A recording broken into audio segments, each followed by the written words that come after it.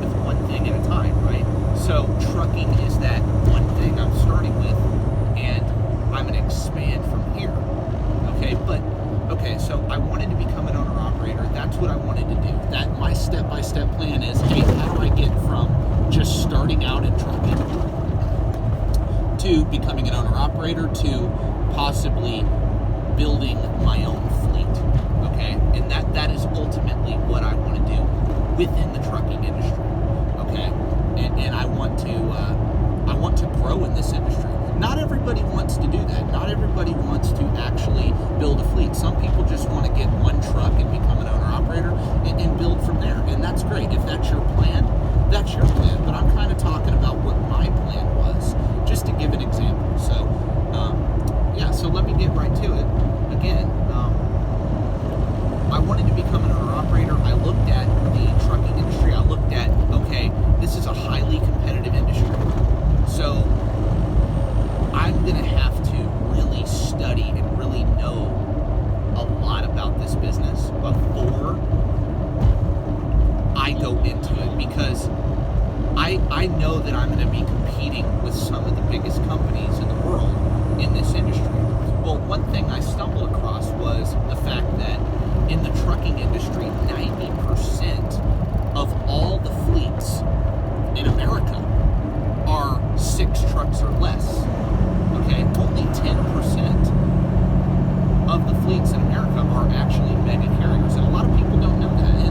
And what does that mean for the little man? What does that mean for somebody like me who's starting from nothing? Well, that means that, hey, there's a high demand in the trucking industry. These big companies aren't able to cover all of the freight that's out there that needs to be moved. There's a huge opportunity for the little man to get ahead, and that's what drew me to the trucking industry. But also what drew me is, hey, I can meet that demand by becoming an entrepreneur and expanding in this industry. I'm going to take advantage of that opportunity, seeing that, hey, there's so many small businesses in the trucking industry, and a lot of people have succeeded in this industry. So that's why I got into it. But my plan was to do just that, become an owner-operator and eventually build a fleet. Right now, I'm a company driver. Why? Because I am setting myself up financially right now, using my job to set myself up financially to become an owner-operator. And then once I become an owner-operator, it's, hey, I'm going to move on and I'm going to grow from there and expand from there. Okay? But in order to do that, I was like, okay, just starting out, I don't have the money to buy a truck. I don't have the money to get my own authority. Like, I knew about getting an authority. I knew about buying a truck and possibly leasing onto a company. I knew about all that. I have the knowledge, or I had the knowledge coming into it. But then I realized, hey, you've got to have the finances. You've got to have the money. So I started saying, okay, well, the thing about a trucking job, and there's nothing wrong with being a company driver for this exact reason. I really believe people should be patient before becoming an owner-operator, because you have to have a lot of capital. That is my opinion, before starting a trucking company. I really do. And the reason I think you have to have a lot of capital is because that gives you the best chance of succeeding. Okay, yes, you can become an owner-operator with, let's say, less than $50,000. You can. But your chances of, like, succeeding compared to somebody who starts off with $200,000, yeah, there's a lower likelihood that that's going to happen. Because when something goes wrong, are you going to be able to finance that problem? Because there's a lot of problems with this equipment. And those are just things that I was thinking of. Those are things that I'm thinking of now and talking to you about. And that's why I have not become a owner-operator yet, because it's like, you have to have money to fund this business. And I do not want to go deeply in debt just trying to maintain. So I've been very patient, and I knew I would have to be very patient before becoming an owner-operator. I knew I would. So I'm like, okay, well, how can I get the money up to do this? Well, I became a company driver. I went to a company who had a school, and I got my CDL, got through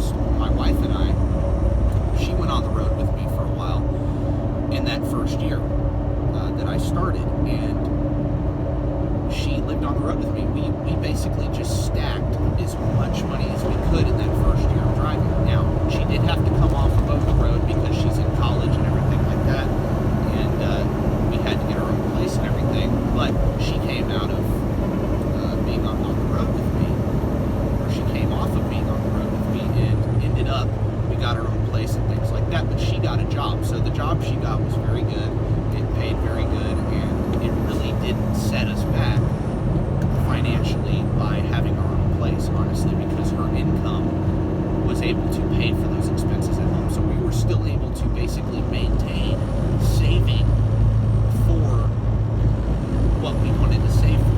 And we're not only saving for starting a trucking company, we're saving for other things. So that's another reason why I have not gone into the owner-operator side yet. But that is my plan. Okay? But long story short, I do not want to put all my money into the business. Like, let's say I need $150,000 to get started. I don't want to put all $150,000 into becoming an owner-operator. Like, if I need $150 to get started, then I'd rather have like $250, put $150 in the business, and then the other 100 I would want to keep and use to invest in real estate or keep it in stocks or things like that, right? So that's kind of my idea, and that's been my idea before I got into trucking. It's like I want to do a lot of different things. So I've just been very patient as far as having the money to go into the business side of trucking. I've been very patient, but I'm just kind of talking about my ideas and what I've been thinking and things I want to do. And I'm doing this because I really think a lot of people, they don't strategize when they go into something. They don't strategize at all to accomplish anything in their life. Like, they just go into things with no plan and wonder why they're not succeeding. And so anyway, long story short, I pretty much was like, okay, I need to maximize my income. I need to get a job as a company driver, and I need to find the opportunity where I'm at. I have not left the company I started with. I was honestly thinking about leaving in early 2021 because I found a company that had many different divisions. Okay, they had an owner-operator side, they had a team driving side, they had a lease operator, and they did pay more even for solo company drivers. I was going to go there because I was like, okay, I can make more money than I'm making now currently as a company driver. I was going to leave and just go company still because I'm still in the process of saving the money I need to save to get to where I want to go. But I was like, okay, I'm going to go to this company. Well, the company I'm at now, they pretty much announced that, hey, we're going to be raising the pay, and we will be letting you know what that's going to be raised to in about a month or so. And this was early 2021. I can't remember exactly the month it was that they announced that. And I was like, okay, well, this company's been good to me. I've been here for 2 years at that time, and I'm going to wait and see what they raise the pay to. I'm going to wait and see how good it is, because if it wasn't at least matching where I was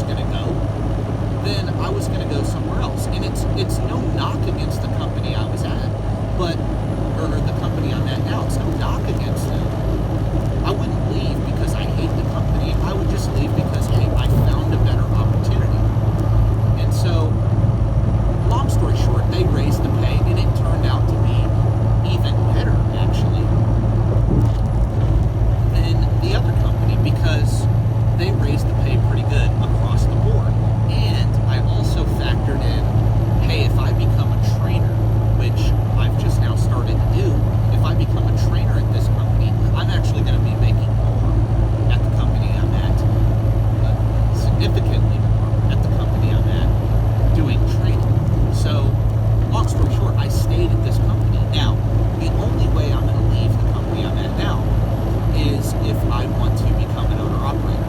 That's how I'm going to leave. But the bump in pay across the board for our company really changed my life and really changed my family's life and caused me to stay. So, in becoming a trainer as well has also changed my income, my family's income. Okay, so I'm here to stay for a while. I don't know how long I will stay, but my plan is to become an owner-operator next. And that's what I'm working towards. And whenever I become an owner-operator, from there I want to build a fleet. I want to grow a business. Because my long-term plan, and this was my plan before I got into trucking, I do not want to be a truck driver forever. My long-term plan is to build a fleet and actually get out of the truck and run that business and be able to be home, okay, and run that business. And so that is my long-term plan. I'm not there yet, but that is my long-term plan. By the time I'm 35, I definitely want to be completely out of the truck by then. I mean, really, I would like to do it in the